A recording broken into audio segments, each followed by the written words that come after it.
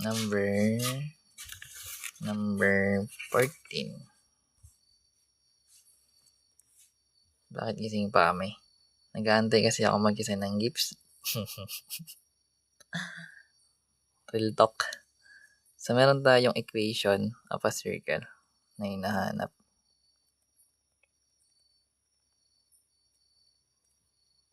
Pero guys, yung given is yung endpoints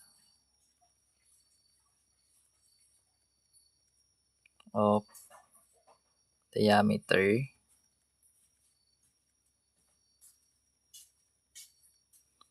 so yung given na endpoints is, let's say A, that is negative 1, 2, and yung B natin na 5, 2.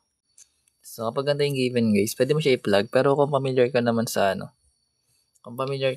diameter kasi, so remember sa circle, ang kailangan natin radius, di ba? Ang radius kasi is, kung meron ang diameter na given, twice the radius is equal to diameter. Sabihin. So kung meron ka dito, for example, na point, na endpoints, let's say, ginrap natin sila, meron kang negative 1, tsaka 2, ito yung A, then 5 to naman sa kabila. Ito yung isa. Ito yung B. So, pag kinonect mo to, ito yung diameter natin.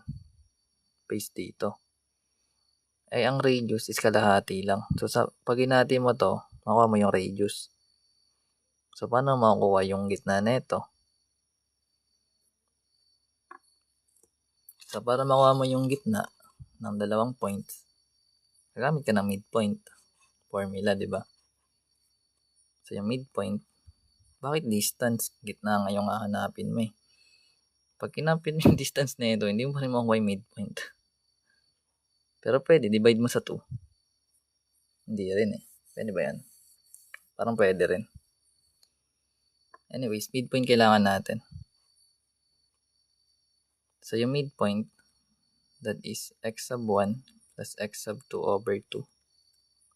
Then, y sub 1 plus y sub 2 over 2. Hindi point. So, distance lang ate.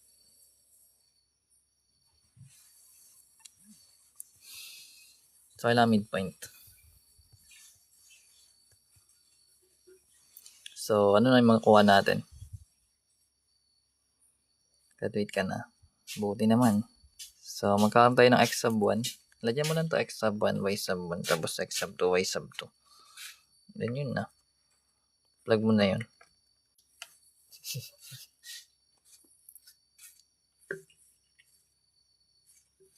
Anyways, plug na tayo guys.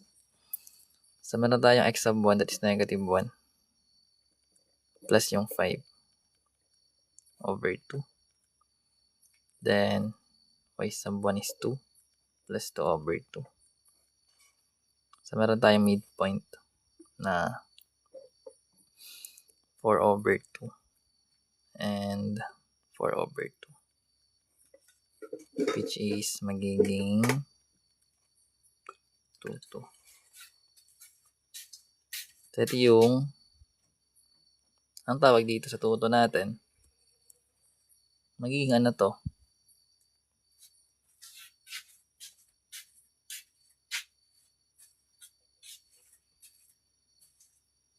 Oo nga, midpoint nga siya.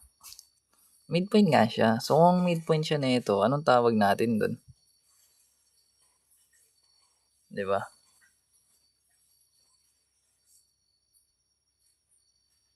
Midpoint nga ni. Anong tawag mo nga doon? Radyo. Radyo na pala ito eh.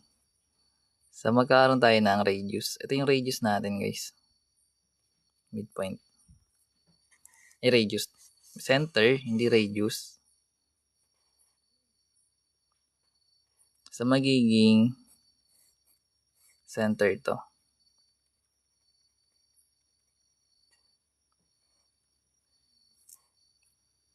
Sundan.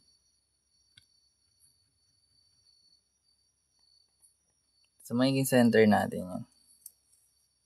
Hindi siya magiging radius, center. Kasi, ang radius, eto siya guys, galing dito. Pwede mo nga makuha yung radius, Gaussian distance formula naman. Kasi galing dito. Tawag dito. Kung yung tuto natin nandito, hindi kasi pantay eh. Dapat nandito yung parte. Tanda yun ng points ko. Diba tuto? Basta tuto siya guys. Center yun. Yun naman talaga gagamitin mo eh. Pero kung kaya mo siyang bilangin, pwede naman. Hindi kasi pantay yung graph eh. Pero dito sa graphing paper, lagay natin para ma-visualize. So, Cartesian. Meron tayo negative 1, tsaka 2. Ay, gagi, mali yung graph ko. Negative 1 to pala to. Dito pala to dapat. Bakit dito sa baba? Hindi kayo nag-react? Oh my gosh. Hindi marunong magtingin ng mali. Mga sabog na kayo, boy. Negative 1 to pala to. Negative 1, negative 2 to eh. Kaya pa sabi ko hindi pantay. Dapat nandito to guys. Negative 1 to. So, dapat yung A. Hindi marunong tumingin ng mali. Puro lang kayo nood. Hindi kayo pwedeng mangopya. Hindi ganyan pa ang ngopya. Pag kami nangopya kami, hinanap namin yung mali. Anyways, alauna na kasi. So basically, ito yung dito. Ito dapat to. Kaya pala sabi ko bakit hindi pantay. Siya tinamaan.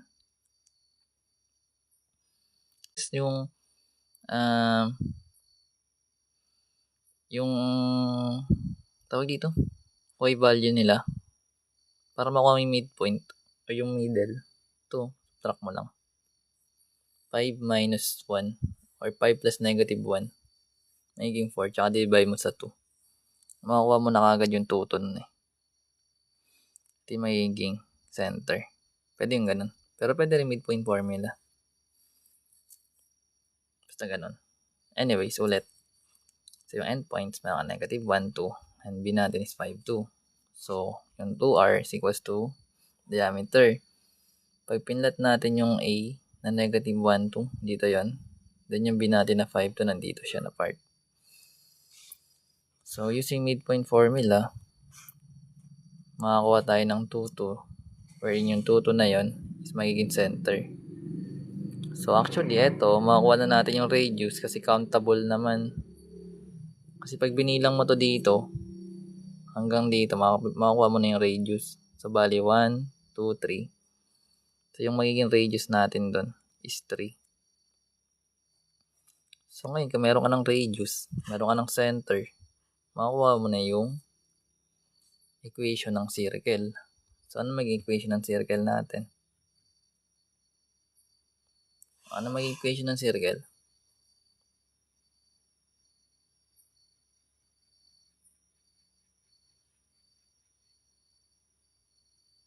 Dali. Wala. Ako na nga. So, remember, given yung center na meron siyang HK, dahil pares to positive, magkakaroon tayo ng x squared or x minus 2 kasi may pair yun eh. Then plus yung y minus 2 rin equals sa 9. Bakit 9? Kasi diba sa formula ng r squared siya. So kung yung r natin is 3, squared mo siya, magiging 9. That's correct, Engineer JM. Shout. Sino ka man? Yan, engineer yan, no? Engineer, oh. Ayun, dapat yung nagtuturo. Paano naging 3? Di bilangin mo. Oh, ito yung center. Di ba ang radius? Ito yon. So, pag binilang mo yan, ay countable. 1, 2, 3. Di 3. Maliit lang naman eh. Pero kung nakaslant yan, kailangan gamitan mo ng distance formula. Pero kung horizontal tsaka vertical yung line, countable lagi yun. Pwede mo yung bilangin ng mano-mano. Kunyari, ito yung line. Ito yung point, tapos nandito yung isa. Yan, AB. So, kung gusto mo kunin yung distance ng radius, kunyari, ito yung middle nila, talay naman talaga. Tibilangin mo galing dito. 1, 2. Di yung radius mo na lugi negosyo.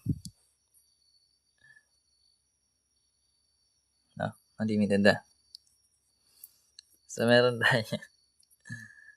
tayong hanapin na focus and directrix.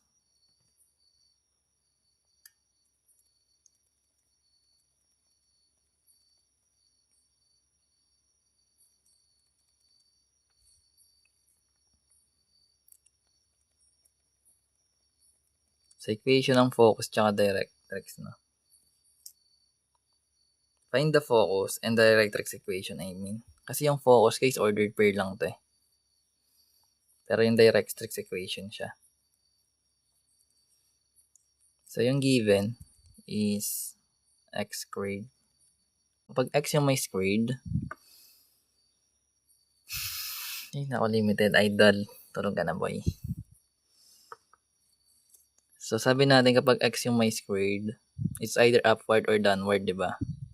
So, remember, kung iti-trace mo to sa original na formula ng standard form ng parabola, which is x squared equals 4py. Yung p natin, kapag negative yan, downward yan. Kasi ito yung original niya eh. So, which means, para makuha natin yung p, equate natin sa negative 8. So, magkakaroon tayo ng divide both side by 2, by 4. So, yung p natin is negative 2. So, dahil negative yung p natin, opens downward yan.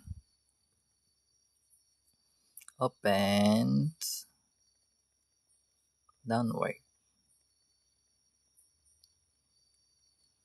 Pag x yung may squared, either upward or downward. Pag negative, downward.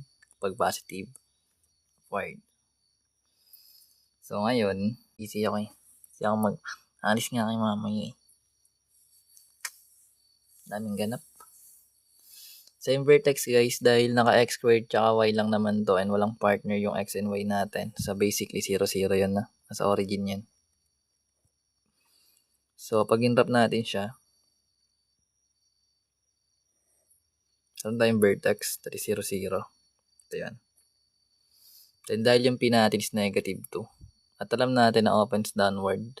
Dahil yung x natin naka-squared, no? Then, negative yung p. So, 2 units. Pababa.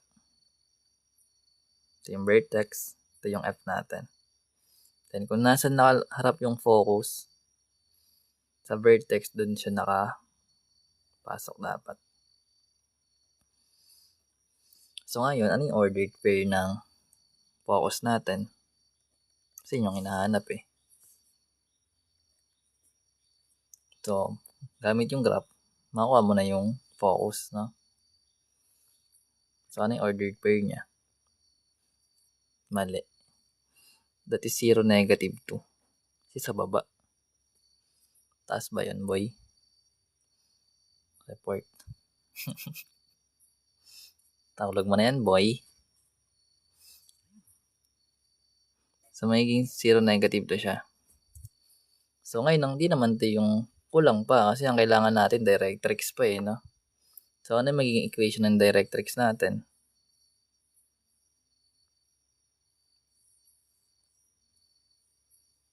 Wala. Eh, di wala.